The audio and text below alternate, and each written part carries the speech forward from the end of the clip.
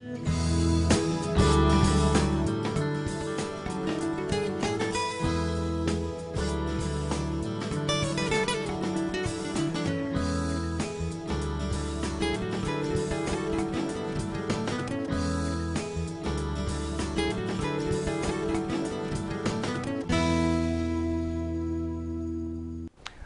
वालेकुम, खुश आमदेद, सुबह खैर तमाम देखने वालों को। प्रोग्राम का नाम है गुड मॉर्निंग कराची और मेरा नाम है मोहम्मद यासिर। नाज़रीन, प्रोग्राम में अपने मुख्तलिफ हवालों से गुफ्तगू की जाती है। अवामी मामलात और मसाइल पर हम प्रोग्राम में बात करते हैं और कोशिश होती है सुबह के वक्त हल्के फुल्के अंदाज में मामलात पर गुफ्तगू की जाए। एक आम आदमी का मसला है, उसके ऊपर प्रोग्राम में बात करना ज़रूरी है। और बड़े सतही मसाइल हैं, ये बड़ी बड़ी बातें तो नहीं होती कि ये कैसे डैम्स बनेंगे, क्या होगा, ये सब कुछ हमारे एजेंडे में शामिल नहीं है। तो हमें तो अभी तक यही मसला दरपेश है कि जो बिजली का बिल है इसको कैसे कम किया जाए, इसमें कैसे कमी हो, अखराजात को कैसे पूरा किया जाए, और यही कुछ मामलात हैं। क्या आम आदमी है, हर पाकिस्तानी अब इसमें उलझ कर रह गया है। और अभी कुछ देर पहले मैं जब ख़बरों में सुन रहा था, दिखाया जा रहा था कि एक घर में एक तनाज़ा एक ऐसा हुआ, उस तनाज़े में वजह ये बनी कि वो बिजली का बिल जो था वो ज़्यादा आ गया और दो भाइयों के दरमियान इसके ऊपर जो वो बहस हुई है और उसका जो अंजाम था वो ऐसा निकला कि एक भाई ने दूसरे भाई को कत्ल कर दिया। अब जब यहाँ तक नौबत आ जाए तो इससे आप अंदाज़ा लगा लीजिए कि मामला कितना संगीन हो चला है। बहरहाल शायद हमारी हुकूमत के ये इल्म में नहीं है, वो शायद दानिस्ता इन तमाम चीज़ों का नज़रअंदाज कर रहे हैं कि इन मामलात को अब हल करने की ज़रूरत है, वरना अब आने वाला जो वक्त है वो बहुत मुश्किल हो सकता है। लोगों को तो शायद अभी इस चीज़ का इदराक नहीं है, वो शायद एक पेज पर नहीं है, या अपने हक़ के लिए आवाज़ बुलंद करना शायद उनको नहीं आता। हम ये अगर मामलात रहे तो शायद फिर मामलात बहुत ज़्यादा जो है वो पेचीदा हो जाएंगे, और इससे ज़्यादा मैं कुछ नहीं कहना चाहूँगा। स्टूडियोज़ में मेहमान शख्सियत तशरीफ़ फरमाएँ, उनसे हम गुफ्तगू करेंगे। इस वक्त जो मुल्की सियासी सूरत हाल है, मुआशी सूरत हाल और समाजी सूरत हाल तमाम ही ऐसी हैं जो गौरतलब हैं, जिसके ऊपर अब बात करने की ज़रूरत है। मौजूद मेहमानों को पहले खुशामदीद कहूँगा और उसके बाद गुफ्तगू के सिलसिले को आगे बढ़ाऊँगा। सबसे पहले हमारे जो मौजूद मेहमान हैं डॉक्टर रहमतुल्लाह अहसन साहब तशरीफ़ फरमाएँ। और डॉक्टर साहब जो है वो बड़ी खुलकर गुफ्तगू करते हैं, मामला चाहे दीनी हो, मजहबी हो, समाजी हो, मुआशी हो, तमाम पे माशाल्लाह बड़ी कमाल गिरफ्त है, अबूर हासिल है इन तमाम मामलात पर। तो डॉक्टर साहब से आज मुख्तलिफ मामलात पर गुफ्तगू करूँगा। डॉक्टर साहब को खुशामदीद कहता हूँ। बहुत शुक्रिया डॉक्टर साहब प्रोग्राम में वक्त देने के लिए। उनके हमरा तशरीफ़ फरमाएँ नासिर रियाज साहब, आप हमारे साथ उनको अक्सर प्रोग्राम्स में देखते हैं, बड़ी अच्छी गुफ्तगू करते हैं, बल्कि मुआशी सूरत हाल हो, सियासी सूरत हाल हो या समाजी सूरत हाल हो। डॉक्टर साहब को और नासिर भाई को भी मैं खुशामदीद कहता हूँ। बहुत शुक्रिया नासिर साहब प्रोग्राम में वक्त देने के लिए। डॉक्टर साहब, कहाँ से सिलसिला शुरू किया जाए? मतलब मैं अभी ये देख रहा था कुछ देर कबल कि ये जो ख़बर नज़र से गुज़री है जिसमें ये बताया गया कि घर में एक तनाज़ा हुआ और तनाज़ा इस हद तक जो है वो शिद्दत इख्तियार कर गया कि वो मामला जो है वो कत्ल तक जा पहुँचा और दो सगे भाइयों के दरमियान ये तनाज़ा हुआ है। और वजह क्या बनी? बिजली का बिल क्योंकि ज़्यादा आ रहा है। बहुत ही गैर मामूली सूरत हाल है, शायद इससे पहले कभी ऐसा मामला सामने नहीं आया। यकीनन घरेलू तनाज़ात होते भी हैं, बहुत सारे में इस तरह हो भी जाता है, मगर वजह बिजली का बिल बना है। मैं बहुत ज़्यादा अब सोचने पे मजबूर हूँ कि अब हम किस तरफ जा रहे हैं, और ये तो एक बड़े ख़तरनाक मोड़ पर अब हम आ चुके हैं। पहले तो ये आप जुमला अमूमन सुना करते थे कि हम नाजुक दौर से गुजर रहे हैं, लेकिन अब तो खैर बहुत ही ज़्यादा सूरत हाल गैर मामूली। मैं चाहूँगा ज़रा इसके ऊपर तबसरा कीजिए डॉक्टर साहब कि क्या मामलात हैं और किस तरफ हम जा रहे हैं। अस्सलाम वालेकुम वालेकुम वरहमतुल्लाहि अस्सलाम। वबरकातुहू। यासिर भाई, दो चीज़ें हमारे जहन में होनी चाहिए। सबसे पहले रिस्पॉन्सिबिलिटी और अकाउंटेबिलिटी। बिल्कुल ठीक है। जब ये चीज़ हमारे मुआशरे से निकल जाएगी तो इस तरह के वाक़यात हमें रूनुमा होते हुए नज़र बिल्कुल आएंगे, ठीक है। ये बढ़ते जाएंगे। बिल्कुल ठीक। और इस वाक़े को जो आपने ज़िक्र किया, दो भाइयों में बिल के बुनियाद पर जो है वो झगड़ा हुआ, उनमें से एक ने अपनी ज़िंदगी से हाथ धो लिए। तो हज़रत उमर फ़ारूक रज़ियल्लाहु ताला अन्हु का एक वाक़या जी में उनका एक कौल नकल करता हूँ। जी। वो कहते हैं कि अगर फ़ुरात की नदी के किनारे पर एक कुत्ता भी भूखा मर जाएगा तो क़यामत वाले दिन उमर फ़ारूक से पूछा जाएगा जी कि वो भूखा क्यों मरा है। तो उनको एहसास ज़िम्मेदारी थी, जी। एहसास हमारा दीन भी दिलाता है। और बेहैसियत इंसान के, जिस भी इंसान के साथ आप रहते हैं, जिस भी माशरे में आप रहते हैं, अगर उस माशरे के अंदर, लाजमी नहीं है कोई मुस्लिम माशरा हो, कोई भी माशरा हो, इंसानों का माशरा हो, अगर उस माशरे के अंदर एहसास ज़िम्मेदारी नहीं है तो हम उसको इंसानी माशरा नहीं कह सकते। ठीक है, इसी तरह ये जो बात मैंने आपके सामने रखी है उमर फ़ारूक रज़ियल्लाहु ताला अन्हु की, तो उन्होंने भी यही कहा था कि अगर कोई भूखा कुत्ता भी मर जाएगा, क़यामत वाले दिन मुझसे पूछा जाएगा। तो ये ज़िम्मेदारी हमारे माशरे के जो हमारे ओहदेदारान हैं, हमारे जो ज़िम्मेदारान हैं, उनके अंदर ये ज़िम्मेदारी अभी नहीं है। और दूसरी चीज़ मुझे जो नज़र आती है तो ख़ुद एहतसाबी किसी के अंदर भी हमें नज़र नहीं आती, खुद एहतसाबी नज़र नहीं आती कि हम क्या कर रहे हैं, क्या नहीं कर रहे। हमारे जो फ़ैसले हैं, उन फ़ैसलों से पाकिस्तानी अवाम के ऊपर क्या असरात पड़ रहे हैं, मनफी असरात पड़ रहे हैं या मस्बत असरात पड़ रहे हैं, हमारा उन चीज़ों से कोई सरोकार ही नहीं। हमारे से मुराद हम जो यहाँ बैठे हैं वो नहीं है, हमारे जो इक़्तिदार जिनके हाथों में, उनकी मैं बात कर रहा हूँ, उनका हमारे माशरे के साथ कोई लेना देना नहीं है। मनफी असरात पड़े, मस्बत असरात पड़े, वो जिस तरह चाहें वो हमारे ऊपर जो है वो महंगाई के पहाड़ तोड़ते रहें, जिस तरह चाहें वो हमें महंगाई के अंदर पिसते रहें, उन्हें एक कोई भी खलश भी नहीं आती कि वो क्या काम कर रहे हैं। तो इसी तरह ये अब स्टार्टिंग है। दूसरी चीज़ हमारे अवाम के अंदर भी है कि हमारे पाकिस्तानी अवाम जो है वो अपने हक़ के लिए खड़ा नहीं होता। जब तक पाकिस्तानी अवाम खुद अपने हक़ के लिए खड़े नहीं होंगे, तब तक ये हमारे हुक्मरान इनको हुकूक देने वाले नहीं हैं। दुनिया में बहुत सारे जानवरों के हुकूक हैं, दरख्तों के हुकूक हैं, मुख्तलिफ चीज़ों के हुकूक हैं। पाकिस्तान ऐसा मुल्क है जहाँ इंसानों के कोई हक़ ही नहीं है।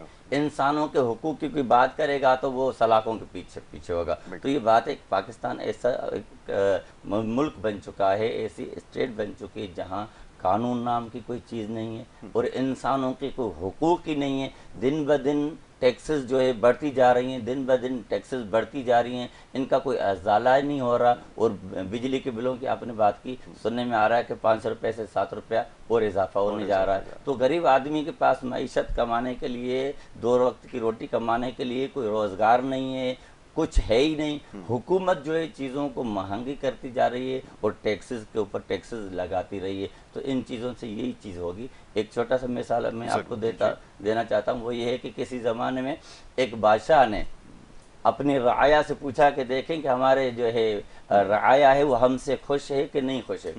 तो मुख्तसर में बताता हूँ कि वो वज़ीर जब आवाम से राय पूछने के लिए आया तो आवाम ने कहा कि हम जो टैक्स दे रहे हैं उसके लिए आप कम से कम क्या करें कि लाइन लगाएं, और लाइन लगाने के साथ साथ जो है वो सही तरीके से 2 लोग हों जो हमसे टैक्स लेने के लिए खड़े हों। तो ये उनकी कैफियत हो चुकी थी, वो हमारी कैफियत भी यही हो चुकी है। टैक्स भी भरते हैं और उसके ऊपर हम खुद अपने आप को कत्ल भी करते हैं इन चीज़ों के अंदर। जब तक हमारे हुक्मरान एहसास नहीं करेंगे, वो नहीं कर रहे, तो हम अपने हुकूक की जंग हमें खुद लड़नी पड़ेगी। जंग का मतलब ये है कि हमें खुद एहतजाज करना पड़ेगा अपने हुकूक हासिल करने के लिए, वरना ये हम हुकूक हमें देने वाले नहीं हैं और देना चाहते भी नहीं। बिल्कुल ठीक है।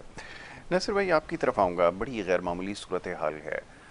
अब मीशत की बेहतरी के लिए या इन सारे मामलात पे क्या मैं सवाल करूँगा। अभी सबसे बड़ा सवाल ये है कि ये जो फ़ैसले जिसकी अभी डॉक्टर साहब ने भी निशानदेही की है कि महंगाई में इजाफा होता चला जा रहा है, यहाँ पे लोग जो हैं वो अब बिजली का बिल भरने के काबिल नहीं बचे, और आप ये कि उसमें इजाफा ही करते चले जा रहे हैं। मज़ीद उसमें आगे नवीद सुना रहे हैं कि आने वाले वक्त में जो है और इजाफा करेंगे और ये सिलसिला नहीं रुकेगा, अशिया खुर्दनोश भी बढ़ेंगी, पेट्रोल में भी।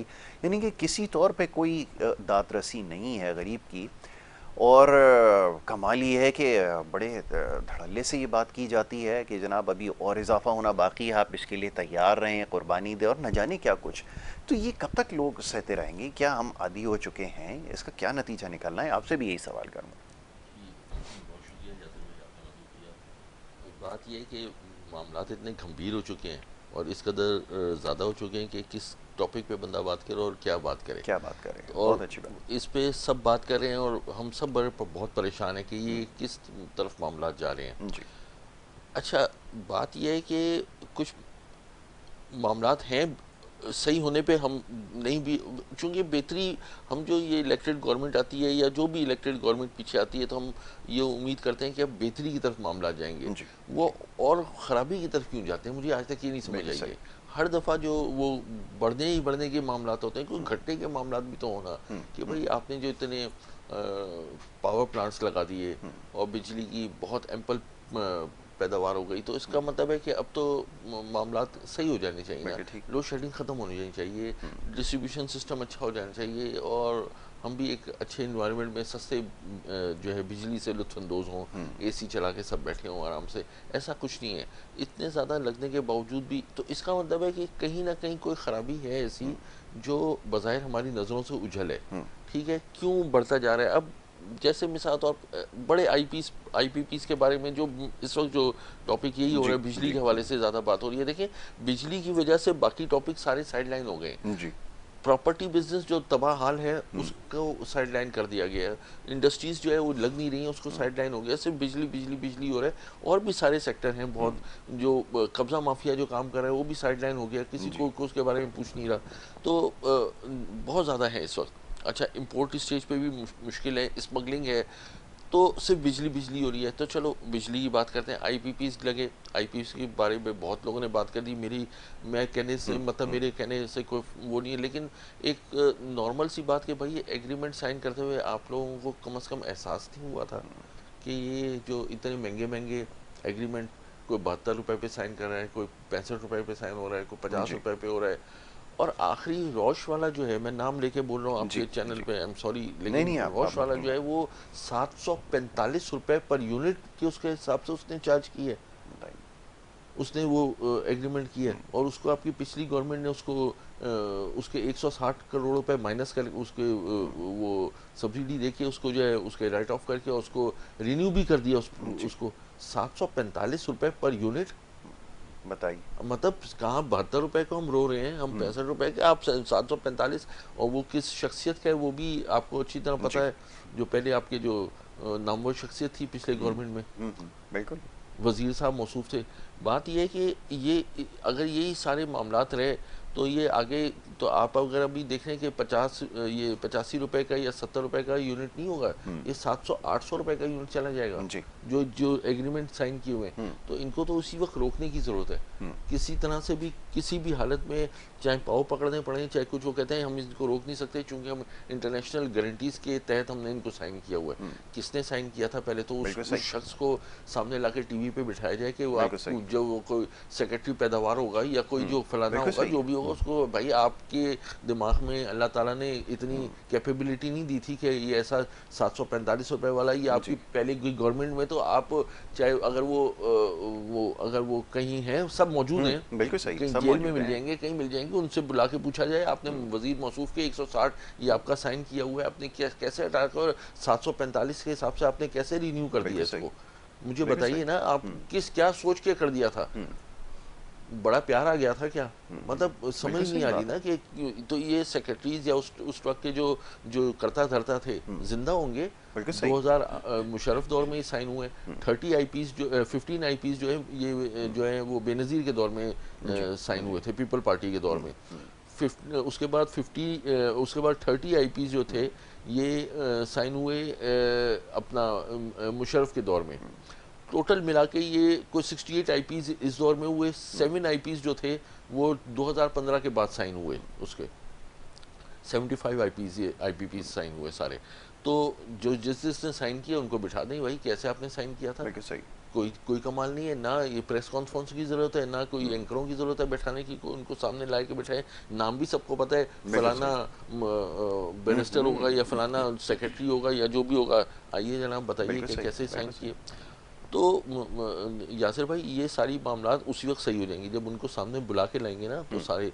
आप अभी की गवर्नमेंट को सारे इल्ज़ाम देने का कोई मतलब नहीं है कि जी ये इनका है या उनका है, वो नहीं। आप पुराने सारी आप अभी की सारी कहानी है ना, 25 साल पुरानी, कोई ज़्यादा पुरानी नहीं है। आप सबको बुला लें, सब जिंदा हयात होंगे, कहीं कोई कनाडा से पकड़ा जाएगा, कोई इंग्लैंड से पकड़ा, कोई दुबई से पकड़ा जाएगा, और सबको कहें कि आप आ जाइए सामने। तो सही, जब तक सही कल्प्रिट का आप नहीं उसको पकड़ेंगे और इधर उधर माइंड मुंतशिर करते रहेंगे कि नहीं ये तो नवाज शरीफ का कसूर है, जरदारी का कसूर, इमरान खान का कसूर है, नहीं नहीं, किसी का नहीं है। जी असल सेक्रेटरी को पकड़ो कि साइन क्यों किया था तुमने। बिल्कुल सही बात है। तो ये बात हो गई। दूसरी बात है कि इस पे जो जो बढ़ने की एक और वजह है, फ्यूल एडजस्टमेंट चार्जेस लगा रहे जी हैं मुसलसल। जी ये चार्ज, फ्यूल एडजस्टमेंट चार्ज, के पेट्रोल बढ़ जाता है, फ्यूल एडजस्टमेंट चार्ज। अभी एक रिपोर्ट बड़ी अच्छी आई थी मेरे पास मौजूद भी है, और मैं बड़ी ऑथेंटिकेटेड रिपोर्ट पे बात करता हूँ, कभी भी ऐसे नहीं। फर्नेस ऑयल से तो पाकिस्तान में प्लांट कोई गाय बगाई चल रहा है, कोई बिल्कुल है सही ही नहीं। नहीं है कोई, बिल्कुल ऐसे ही। देखिए मैं 10,000 मेगावाट और इसकी बार बातें करता, मैं बताता हूँ कितने यूनिट इस वक्त प्रोड्यूस हो रहे हैं। जी इस वक्त तकरीबन 130 अरब यूनिट प्रोड्यूस हो रहे हैं इस वक्त। 130 अरब यूनिट। अब आप ख्याल रखिए, 130 अरब यूनिट में से 50 अरब यूनिट आपकी गैस प्रोड्यूस करती है, बिजली, बिल्कुल सही। ठीक है। 20 अरब यूनिट जो है वो कोयला प्रोड्यूस करता है, जी ठीक है। पानी जो है वो 30 अरब यूनिट प्रोड्यूस करता है, जो आपका जो डैम से बिजली होती है, हो गया 100 अरब हो गया। 25 अरब यूनिट जो है वो आपका न्यूक्लियर एनर्जी से पूरा होता जी है, ठीक है। 5 अरब यूनिट जो है वो आपका सोलर पावर और विंड पावर यूज़ करती है। बिल्कुल ठीक। फर्नेस तो है ही नहीं, तो फ्यूल एडजस्टमेंट क्यों लग रहा है भाई? कोई मेरी आप बात मुझे बताइए, कोई बैठ के मुझे बताए फिर फ्यूल एडजस्टमेंट चार्ज किस बात का लग गया कि पेट्रोल बढ़ गया तो फ्यूल एडजस्टमेंट, fossil जब fuel की फर्नेस मद ऑयल में का ले रहे हैं प्लांट ही बिल्कुल। नहीं चल रहा कोई। फर्नेस ऑयल के ऊपर गाहे भगाए कोई होगा प्लांट, कोई दुनिया की नजरों से उछल कोई होगा, लेकिन उसका कोई उसकी वजह से इतना बड़ा फ्यूल एडजस्टमेंट चार्ज किस बात पे लगाए जा रहे हैं? तो ये सारे मामला बिल्कुल जो है ना, ये एक तरह से डाकाजनी के उसमें आते हैं। बिल्कुल। आप उसको चाहे भत्ताखोरी, डाकाखोरी या और जो भी बिल्कुल सही। अल्फाज आप यूज़ कर सकते हैं उसमें आप यूज़ करें। बिल्कुल ठीक है। तो डॉक्टर साहब ये सारे मामले ये आपने बिल्कुल सही कहा। डॉक्टर साहब ये फरमाइए कि जब ये सूरत हाल हो, अब एक और बड़ा मसला ये है कि जैसे मैं कुछ देर पहले जिसका तस्करा करा था, अब तो उसका बरमला इजहार करना पड़ेगा। अब तो कोई ढकी छुपी बात नहीं है, अब तो लोगों को इल्म हो चला है कि ये सब एक पूरा नेक्सस बन चुका है। आप एक डिपार्टमेंट के पास जाएंगे इंसाफ लेने के लिए, वो दूसरा आपको वो कर देगा, दूसरे के पास जाएंगे तीसरा आपको। ये बुरी तरह से आप इस सिस्टम का हिस्सा बन चुके हैं, जकड़ कर आप रह गए। किया क्या जाए, सवाल ये पैदा होता है, क्योंकि अगर कहीं पर ऐसे मामलात की निशानदेही हो तो वहाँ पे सख्त अकाउंटेबिलिटी होती है। मिसालें तो बहुत देते हैं, अब ज़ाहिर है हमारा उनसे मवाजना नहीं है, हम सिर्फ मिसाल ही दे सकते हैं कि चाइना के अंदर अगर कॉन्ट्रैक्टर कोई सही सड़क नहीं बनाएगा तो उसको सज़ा होगी, ये होगा, ये सारी मिसालें दी जाती हैं। लेकिन आपके यहाँ तो सूरत हाल इसकी बिल्कुल मुख्तलिफ है। आपको अगर कभी इस तरह के मामलात हो जाएंगे तो आप एक जगह सेटिंग कर लें, यही लफ्ज़ इस्तेमाल होता है, आप एक जगह सेटिंग करें, दूसरी जगह सेटिंग करें, उसके बाद आप बिल्कुल, आपको कोई कुछ नहीं कह सकता। जब ये सूरत हाल हो तो फिर किया जा सकता है, फिर आने वाले इंतशार को रोका जा सकता है।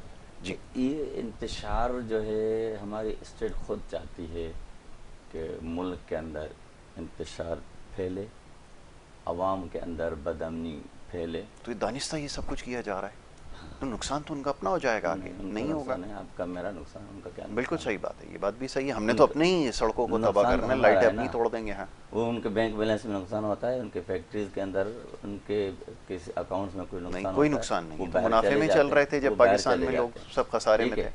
नुकसान हमारा, घर का चूल्हा हमारा बुझता है, बिजनेस जो डेली कमाने वाला वो बेचारा भूख में मरता है, उनका तो कोई नुकसान नहीं।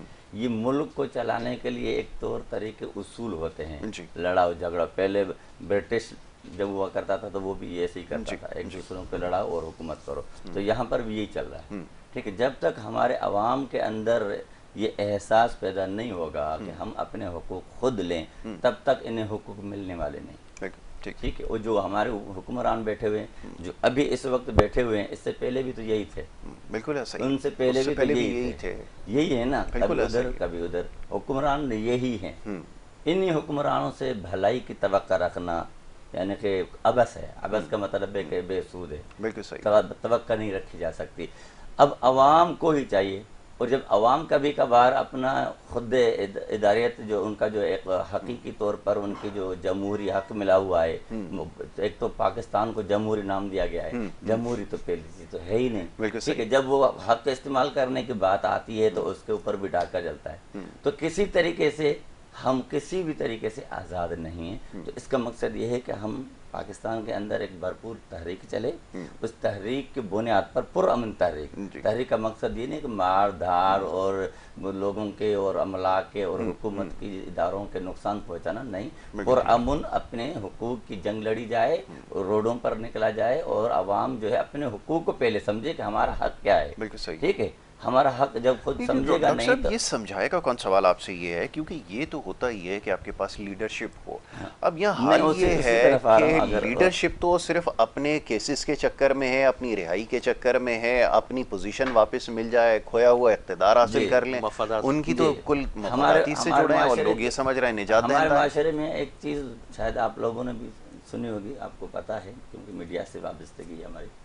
तो कुछ अरसे पहले एक शख्सियत थी कराची के अंदर, उनका बहुत बड़ा नाम हो गया सियासी, जिसको हाफिज नईमुर रहमान कहते हैं। जी, बिल्कुल। उन्होंने पाकिस्तान के अवाम के जो मसाइल हैं उनको एड्रेस करने के लिए 12 जुलाई को धरने का यानी कि ऐलान किया।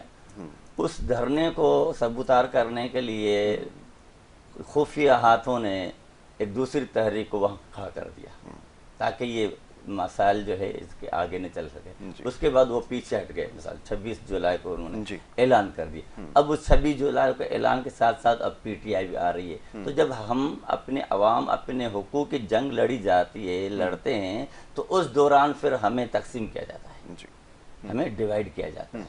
ठीक है, अब अवामी तहरीक हो, अवामी मसाइल के ऊपर गुफ्तगू हो, अवामी हुकूक की बात करने के लिए जब लोग आ जाते हैं तो फिर इस तरीके की तहरीकें खुद खड़ी नहीं होती, उनको खड़ा किया जाता है। अच्छा। जो खड़ा करने वाले होते हैं ताकि इनकी जो हकीकत है या ये जो लोग असल मुद्दा लेकर के निकले हैं अवाम के लिए ये दब जाए और वो चीज़ सामने आ जाए।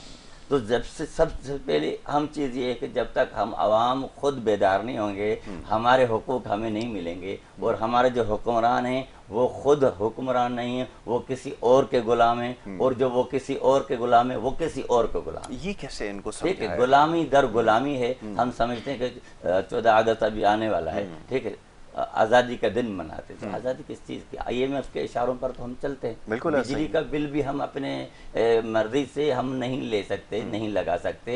एक आलू की जो कीमत है हम अपने मर्जी से उसकी भी नहीं लगा सकते, वो भी हम IMF से पूछेंगे क्या करना है सरकार बोलिए। ठीक है, बोतल पानी की बोतल खरीदेंगे, वो भी अपनी मर्जी से उसकी कीमत आप नहीं लगा सकते। आप कैसे आज़ाद हैं? बिल्कुल ऐसे। हम कहते हैं हम आज़ाद हो, ताराना जो है हम सुनाते लोगों को हम आज़ाद हैं, तो आज़ाद तो वो हैं, करप्शन करने में वो आज़ाद हैं।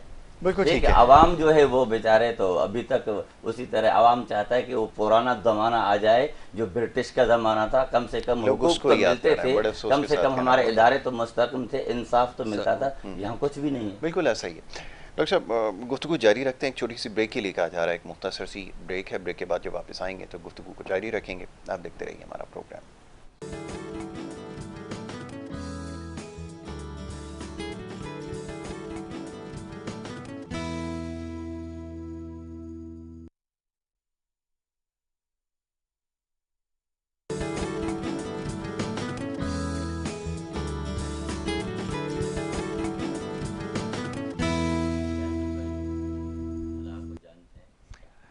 प्रोग्राम में एक दफ़ा फिर आपको खुशामदीद कहेंगे और ब्रेक पे जाने से पहले गुफ्तगू जारी थी। मुल्क की इस वक्त जो मौशी सूरत हाल है बहुत ज़्यादा परेशान कुन है, और शायद बल्कि यकीनन जो हमारे हुक्मरान लोग हैं मामले की हसासियत को नहीं समझ रहे। लोगों में ये जो खामोश लावा है कि पक रहा है और कोई बैद नहीं है कि बहुत जल्द ये फट जाए, और अगर ऐसा हुआ तो फिर इसके बड़े संगीन नताइज निकलेंगे। इसके बारे में बात हो रही है, कैसे इसको रोका जाए, कैसे संजीदगी का मुजाहरा करेंगे और कैसे इन मामलात को समझें कि ये जो सियासी मामलात हैं, ये बयानात हैं, ये सब कुछ ये चलते रहेंगे, ये अपने सारी ज़िंदगी चलाने हैं। लेकिन सब में ज़्यादा ज़रूरी है कि ये जो रहने वाले लोग हैं अगर इनको रिलीफ नहीं दिया गया, अगर इनसे जीने का हक जो है अगर छीन लिया जाएगा तो फिर मामला जो है वो आपके जो है वो काबू में नहीं होंगे। और अगर उस नहज तक तो आपने पहुंचा दिया है, बस उससे आपने पहाड़ की चोटी से अब धक्का देना जो है वो बाकी है। तो बाकी जो कुछ होगा वो उसके बारे में बात हो रही है। नासिर साहब ये फरमाइए, अभी कुछ देर पहले जैसे बात हो रही थी कि ये तो मुमकिन तब हो जब शऊर हो। अब जब लोगों का हाल ये हो कि वो ये समझ रहे हैं कि एक शख्स है जो निजात दहिंदा है और वो जब बाहर आएगा तो वो आकर मामलात को हल कर देगा। इनको ये बात कैसे बावर कराई जाए, कैसे समझाया जाए कि ये सब एक ही लोग हैं, सब इक़्तिदार की जंग लड़ते आए हैं और लड़ रहे हैं। आपको इनकी मसाइल का ये जो सारे मामलात है, कोई वो नहीं है जो पिछली दफ़ा भी जो मौका दिया गया था उसमें भी क्या कुछ होता रहा, वो भी सबके सामने यही सारे मामलात थे, यही महंगाई थी, यही सब कुछ चल रहा था। जी बिल्कुल आपकी सारी बातें बिल्कुल सही हैं, डॉक्टर साहब की बातें की बिल्कुल मैं मुत्तफ़िक हूँ इससे। मामलात वाकई ज़रा मतलब काफ़ी हद तक पेचीदा हो रहे हैं और काफ़ी मुश्किल हो रहे हैं, और किस तरह हैंडल करना है। मैं आपको दो तीन बातें जो आपने की, एक तो जो शख्स अंदर बैठा हुआ है वो बाहर निकलेगा तो वो हमारे लोग या तो पाकिस्तान के उसके जो एक होती है ना, एक कि यूं करके सितारे वाली छड़ी जो है यूं बिल्कुल ऐसा ही की है। जादू तो की सब छड़ी। कुछ जादू की छड़ी तो सही हो जाएगा, ऐसे नहीं होगा। अगर उन साहब ने 4 साल यहाँ हुकूमत भी की, उनकी 12 साल से एक सूबे में पूरी हुकूमत हुकूमत भी भी है, है। कोई वहाँ कोई कमाल नहीं हुआ, और वो हालात जो है वहाँ अबतरी हो चुके हैं। अगर होता ना वो एक मॉडल देते कि देखो जी। मैंने ये करके दे दिया है, तो मैं भी कहता कि हाँ भाई हाँ कि ठीक है, ऐसा सही है। होना चाहिए था। लेकिन वो उनके पास जो 200 बंदे की टीम थी वो भी नहीं थी, नहीं मिली। कोई वो जो नौकरियां भी नहीं आप बोलो वो बोलो जो कर सकते हो। कर सकते हो। आपने वो बोला जो कर ही नहीं सकते थे, आप 50 लाख घर नहीं बना सकते थे, आपने बोल दिया 350 डैम। कहाँ गए डैम? वो जो दरख्तों का सुनामी था वहाँ पे केपीके की मेरे पास वीडियोस पड़ी हुई हैं, काट काट के उन्होंने छील के रख दिया पूरे केपीके को, बिल्कुल चटियल बिल्कुल छील मैदान के बना दिया। मैदान बना के रख दिया। उसका असर जो बहुत बड़ा इफेक्ट यहाँ कराची में आके पड़ेगा, जो वहाँ की जो एनवायरनमेंट चेंज होगी। आप मैं आप ये आपको ज़्यादा बेहतर तौर पे वो बता सकेंगे जो ये मौसमी हालात को समझते हैं, ठीक है। लेकिन हम जब जो ये छीले हुए दरख्त देख रहे हैं, मैं आपको वीडियो भेजूंगा, आपका दिल खून के आंसू रोएगा कि जी। क्या काम किया। तो उस शख्स से आप ये उम्मीद रखते हैं कि जिसने जो कुछ भी नहीं किया था पीछे, जी। ठीक है, कि वो बहुत कुछ कर देगा। अच्छा वो कोई माशी माहिर नहीं है, वो कोई कुछ भी नहीं है, उसको कोई अलिफ बे भी नहीं पता कि इकनॉमी की क्या होती है, जी। उसकी क्या प्रोटोकॉल होते हैं। देखिए मैं आपको जो जो अब मैं आपको अब पॉजिटिव तरफ लेके आता हूँ, ठीक है। जो आप बात करें, बात ये है कि उन्हीं लोगों वो उनके जो फॉलोअर्स हैं जो समझ जाए कि ये वही कहते थे चाहे पेट्रोल 1000 का हो जाए फिर भी हमें तुमसे प्यार है, चाहे डॉलर जो है 3000 का हो जाए तब भी हमें। तो वो तो अभी ना बोलें कुछ बिल्कुल सही। कि डॉलर वो 275 का ही है, बल्कि कम ही हुआ है, पॉजिटिव साइन है। पेट्रोल भी 200 वो आपका 275 पे ही है, कोई आपका 1000 रुपये का नहीं हुआ, पॉजिटिव साइन है। आपके रिजर्व भी बेहतर पोजीशन पे है, आपकी जो है बल्कि रेवेन्यू बढ़ रहा है गवर्नमेंट का, और सिस्टम चल रहा है। आप डिफ़ॉल्ट नहीं कर चुके, जो जो पहले डिफ़ॉल्ट की एक महंगाई का थोड़ा बिजली के बिलों की वजह से। नहीं तो देखिए अगर गोल्ड महंगा हुआ है तो इंटरनेशनल वजह से गोल्ड महंगा हो रहा है। पेट्रोल की जो अप एंड डाउन होता है इंटरनेशनल वजह से होती है, वहीं सस्टेन किया हुआ है पाकिस्तान ने, कोई वो मसला नहीं है। अब आ जाता है कि आपके टैक्सेस वगैरह जो आ गए हैं, ये आप जो ये बात करते हैं टैक्सेस का मामला ये है कि हमारे लोग टैक्स ना देने के भी आदी हो गए थे। मैं बिल्कुल आपको सही। साफ बात देखें, अगर ब्रॉड बेस रिटेल सेक्टर पे टैक्स लग रहा है तो क्यों ना लगे, गलत बात नहीं कर रहे। देखिए बिल्कुल सही। टैक्स एक दुकानदार दुकान चलाता है, मैंने खुद देखा है 2 साल बाद हमने 7 वाला दुकान भी खरीद लिया है। अच्छा खरीद लिया, आपने टैक्स कितना दिया था? 1% टैक्स नहीं दिया था। बिल्कुल। तो आपका टैक्स तो बनता है ना। आप अगर यहाँ इस मुल्क में कमा रहे हैं तो आपको वो उसमें पार्टिसिपेट करना है बिल्कुल उसके सही। रेवेन्यू में। अच्छा इसी तरह से जो गैस थी, पाकिस्तान की गैस बहुत सस्ती गैस थी सबसे, मैं गैस के ऊपर बात कर रहा बिल्कुल हूँ, ठीक है। 200 125 रुपये 250 रुपये बिल आता था इसका।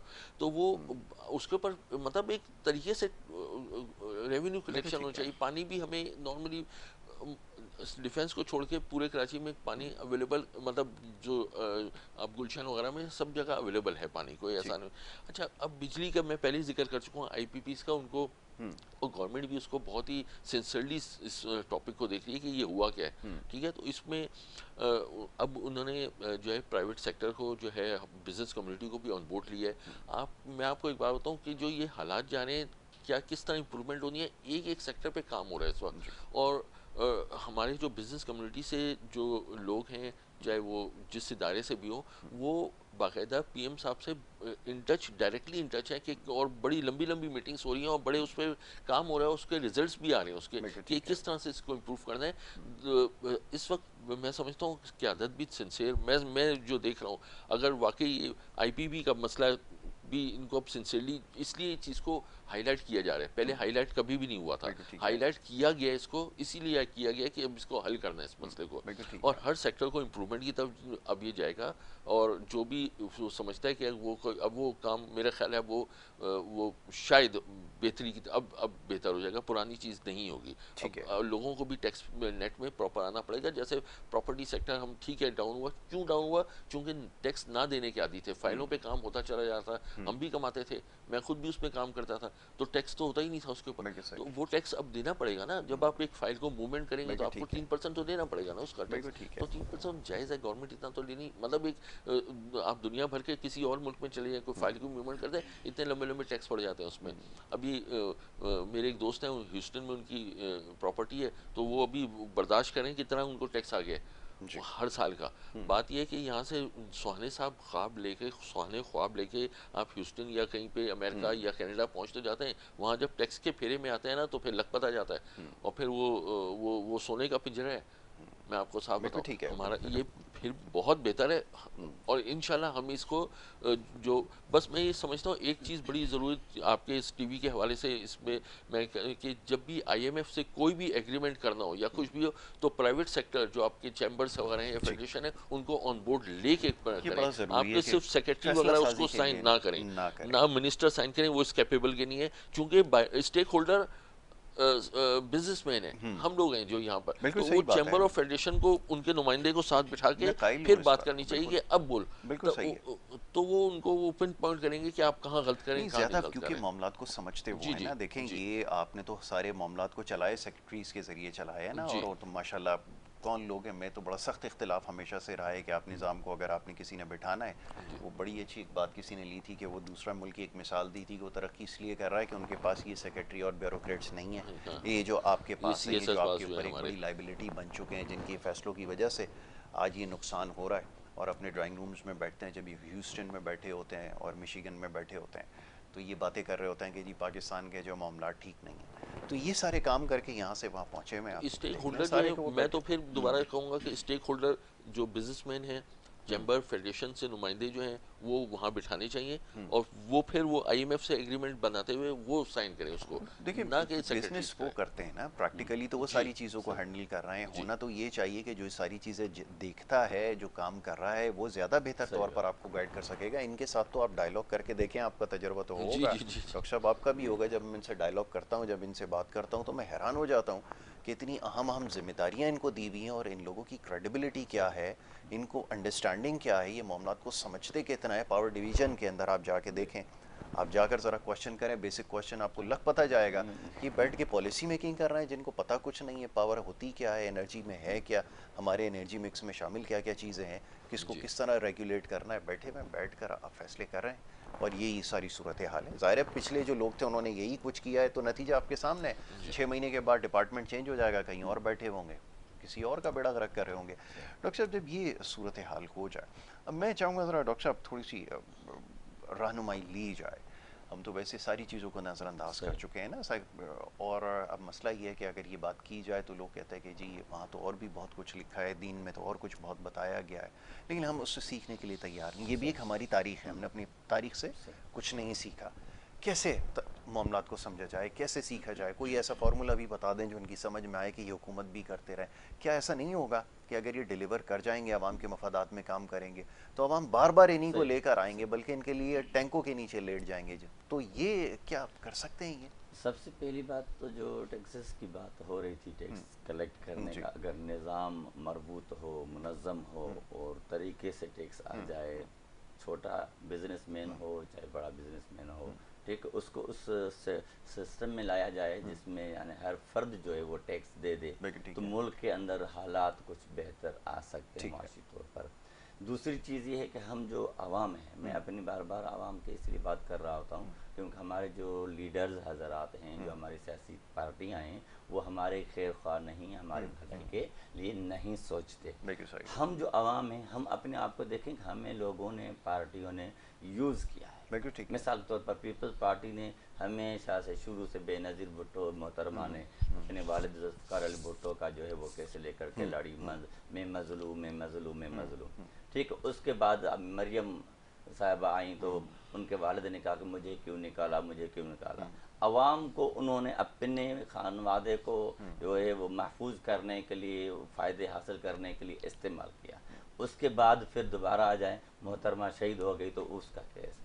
अब तीसरी चीज़ हमारे पास ये आ रही है कि इमरान खान की शख्सियत को बचाने के लिए लोग रोडों पर लाए जा रहे हैं, रोडों पर आते हैं। कभी अवाम के हुकूक की जंग इन पार्टियों ने नहीं लड़ी, कभी ठीक है, सुना भी नहीं। ठीक है। हाँ, मैंने आपको बताया ना, हम अवाम जो है, हम सोचें ये अपने ख़ानदान को सिर्फ वे देने के लिए हमें यूज़ करते हैं। ठीक, मरियम नवाज साहिबा ने अपने वालिद की पूरी कहानी, पूरा किस्सा अवाम को सुनाती रही।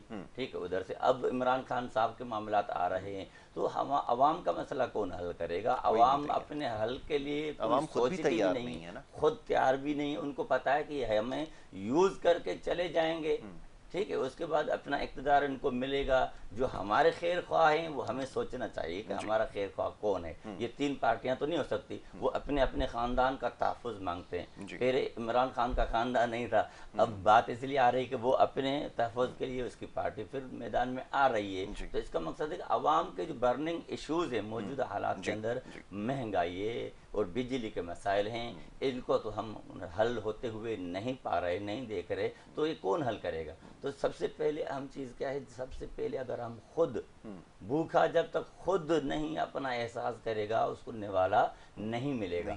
हम एहसास नहीं करें, डबडबी पर उनके पीछे दौड़े जा रहे हैं, वो जो नया हमें राग सुनाते हैं, हम उनके पीछे चले जाते हैं। जब हमारी बाहरी देने की आती है तो फिर बिल महंगे हो जाते हैं, महंगाई आ जाती है, टैक्सेस बढ़ जाती हैं, IMF आ जाता है। तो इसका मकसद ये है कि हम जब तक खुद अवाम, पाकिस्तानी अवाम जो है वो जो खुद पिस रहा है, वो जब तक खुद बेदार नहीं होगा तब तक इनको हुकूक मिलने वाले नहीं हैं। इन पार्टियों के, इन बड़े बड़े जो लीडरान हैं, इनकी हकीकतों को समझें, समझने के बाद फिर हम अपना लाया अमल तैयार करें कि हमें सबसे पहले अपने हुकूक की जंग लड़नी पड़ेगी। ये चीज़ है असल चीज़ जो मैंने आपको ये बताने के लिए। और पाकिस्तान बिल्कुल सही है। ये फरमाइए कि ये तो सब मुमकिन तब होगा जब शऊर आएगा। अब यहाँ तो शऊर आया सोशल मीडिया से, और सोशल मीडिया से जो कुछ हुआ है और उसके ऊपर क्या कहा जाए, इसको ठीक करने में भी एक बड़ा वक्त दरकार है। जो जहन साजी कर दी गई है, जिस तरह इस्तेमाल हो गए, बड़ी अच्छी बात डॉक्टर साहब ने की कि जिस तरह इस्तेमाल हो गए और वो ये कंज्यूम कर लिए गए हैं अपने एजेंडे के लिए। एजेंडा क्या है वो आज भी वही है। वो सरसरी तौर पे जब मीडिया से जब नुमाइंदे माइक लगाते हैं ना आगे, चंद एक इनके जो लीडर्स हैं, तो वो ये कहते हैं हाँ जी ठीक है, ये भी होना चाहिए, ये भी होना चाहिए, लेकिन उसमें सब में ज़्यादा ज़रूरी है कि हमारा बंदा जिसको पकड़ रखा है उसको बाहर निकाल दो, बाकी ये मामला वो खुद आकर ठीक कर लेगा। तो अगर ये ठीक कर लेगा तो जो पहले मौका मिला था उसमें क्या हुआ, कोई समझने के लिए तैयार नहीं है। तो मैं ऐसे शऊर का क्या करूँ जहाँ पे शऊर ये हो कि वही निजात दहिंदा है जिसको बना दिया गया है, और उसने भी कुछ नहीं होना। जो थोड़ी बहुत भी अकल रखते हैं उनको भी अंदाज़ा है कि ऐसा मुमकिन नहीं है, सिर्फ अपने मफादात और इक़्तिदार की जंग है। फिर मैं क्या करूं जब नौजवानों का ये हाल हो, जिन्होंने स्कूल की शक्ल नहीं देखो, जिन्होंने देखी है वो भी इसी किस्म की बातें कर रहे हैं, तो फिर मैं क्या करूं? कैसे मैं ये उम्मीद लगाऊं कि फिर निज़ाम बेहतर होगा? असल में जो हमारे सोशल मीडिया को जो मैनिपुलेट किया गया है ना गुज़िश्ता कुछ सालों में, ठीक है, वो उसमें कई ऐसे फैक्टर्स भी शामिल हैं कि जो उसमें हमारी जो एनिमी स्टेट्स हैं वो भी इसमें इन्वॉल्व होकर उन्होंने भी जहन साजी की है और गलत किस्म की जो नेगेटिव फैला के जो है एक पॉजिटिव खबर को भी नेगेटिव करके फैलाया गया है उसको। तो उसका मजाक बनाया गया है उसका कि ये जी ये कर रहे हैं तो ये क्या कर लेंगे, यूँ कर, ऐसा नहीं है। तो वो उसको उसके लिए अपने माइंड को हिप्नोटिज्म से निकालना पड़ेगा। पूरी कौम को एक्चुअली हिप्नोटाइज हो गई है। आप मुर्शिद बनाने लगे हैं। व्हाट इज दिस मुर्शिद यार? आप क्या कह रहे हैं? ये आप एक फिक्र क्रिएट करने जा रहे हैं कि व्हाट इज दिस। तो वो कोई वो नहीं है, कर दिया गया है, उसने 4 साल में कुछ भी नहीं किया था। कर दिया गया। तो इसके लिए अगर कोई सॉफ्टवेयर इंस्टॉल किया गया और उसको रोका जाए तो ये सही है। मैं उसको फुल सपोर्ट करता हूँ कि ये बहुत अच्छा काम किया है, चूंकि ये बहुत ज़्यादा आगे जाके ये इंतशार फैलाते चले जा रहे थे। अगर 1500 बंदा यहाँ बैठ के इस गलत कर रहे हैं काम, तो 15,000 इनको फीडबैक आसपास के मुल्कों से मिल रहा है। और वो बैठे इसी उन्होंने कहा हमें जंग जंगें लड़ने की ज़रूरत ही नहीं है, हम तो इनकी वैसे ही इनकी नौजवान नस्ल उड़ा देंगे। क्या कारनामा सर अंजाम दे देना है उन्होंने जेल से, जो 3 घंटे की भूख हड़ताल करने के लिए बैठे हैं। दोपहर 3 बजे से लेकर शाम 7 बजे तक भूख हड़ताल होगी। आप देखें, कोई मजाक की, मैं हंसने रोजाना की, बैठता हूँ खाने भूख का हड़ताल टाइम पे। नहीं है, ना लंच का टाइम मैं है, ना आपको डिनर का टाइम है। मैं मतलब ये कल जब ये मैं सुन रहा था तो मैं हैरान, मैंने कहा, और लोग इसको अप्रिशिएट भी कर रहे हैं। कमाल हो गया, ऐसा बेवकूफ़ बना रहे हैं कौम को। इस कदर बेवकूफ़ भी कोई बन सकता है कौम। और लोगों को अभी इनके पर्दा नहीं उठता, लोगों के जहन से उठता नहीं है, हिप्नोटिज्म से निकलते नहीं है। आज भी वही बातें कर रहे अच्छा, हैं जहां आप कश्मीर चले आज़ाद जाएं। कश्मीर को एक तो फंसवा दिया, ठीक है, उसके बाद आज़ाद कराने के लिए इन्होंने फार्मूला क्या दिया कि जुम्मे के बाद 1 घंटा बाहर खड़े हो जाना, लाइन में लगा के धूप में खड़े हो जाना जाके। तो मैं देख कि इनके फॉलोअर जो मुर्शिद बनाते हैं, कितने आज तक खड़े हुए हैं धूप में। याद भी किसी को है कि नहीं। इनको उन्होंने ऑर्डर दिया था कि धूप में खड़े हो आधा घंटा के लिए, जी 12:30 से जी 1 बजे तक। ये अभी गर्मी नहीं थी कि खड़ा होकर कोई दिखाए बात। ये देखें, ये गलत गलत बातें करके लोगों को देखें, ये जो लोग खुश क्यों हो जाते हैं। आपको पता है कि सबसे ज़्यादा जो दुनिया की जो मूवीज़ हैं, सबसे ज़्यादा किस एक्टर ने की हैं, जो हाईएस्ट है, सुल्तान रही, सुल्तान रही। मौला जट। वो जिस तरह ओए मैं नहीं छोड़ूंगा, ओए मैं, तो वो ये लोग इसको अप्रिशिएट, तो वो एक एक शो 4-4 दफा लोग बैठ के देखते थे, एक ही जी जी। वो दोबारा से देखते, इतना उनको अच्छा लगता था ओके। कि तो ये उनका निजात, तो ये निजात दहिंदा ऐसा नहीं है ओए ओए करके नहीं। तो हमारे लोग, उनको निकलना चाहिए इससे और रियलिटी में आना चाहिए, और इस मुल्क और कौम के लिए सिंसियरली काम करना चाहिए, इस शऊर को खुदाफिज कहना चाहिए और सही वाला शऊर लेना चाहिए। बहुत बड़ी अच्छी बात की है नासिर साहब आपने भी, डॉक्टर साहब आपने भी। वक्त क्योंकि मेरे पास ख़त्म हो गया, अभी मौजू ऐसा है कि समझने की ज़रूरत है। बार बार निशानदेही की जा रही है, खुदारा ये तमाम मामला अपनी जगह हैं, लेकिन उसमें सबसे ज़्यादा जो अहम रोल है अब वो आपका है। ये आपकी ज़िम्मेदारी है कि आप अपनी आंखें खोलें, इन तमाम चीज़ों से बाहर आएँ, खुदारा इन तमाम चीज़ों पर कान ना धरें। और सोशल मीडिया के लिए बार बार ये बात कहता है, खुदारा थोड़ा सा अगर वक्त निकाल लें, अगर आपको मामलात में दिलचस्पी है, अपना मुताला वसी करें, पढ़ें सही लोगों को, समझें कि क्या कुछ हो रहा है, क्या कुछ होता आया है। आगे भी ऐसे ही कुछ मामला चलते रहेंगे। इन्होंने आपके बारे में नहीं सोचना, ना पहले कभी सोचा था, ना अब सोचेंगे और ना आगे कभी सोचेंगे। कि जिनके लिए आप जंग हर वक्त हर मौज पे लड़ रहे हैं, हर जगह देखें, किसी भी ड्राइंग रूम में चले जाएं, बैठ के इसी किस्म की फजूल बातें कर रहे हैं। उल्टी सीधी आपको बातें बताई जाती हैं कि वो ऐसा कर रहा है, वो वैसा कर रहा है, वो कुछ भी नहीं कर रहा। तो सिर्फ अपने बारे में कल भी सोचता था, आज भी अपने बारे में सोच रहा और आगे भी अपने में, और यही हर शख्स का रोना है। तो बहरहाल इन तमाम चीज़ों से बाहर निकलें। वक्त खत्म हो गया सेगमेंट का, दूसरे सेगमेंट की तरफ पढ़ना है। आप देखते रहिए हमारा प्रोग्राम गुड मॉर्निंग कराची।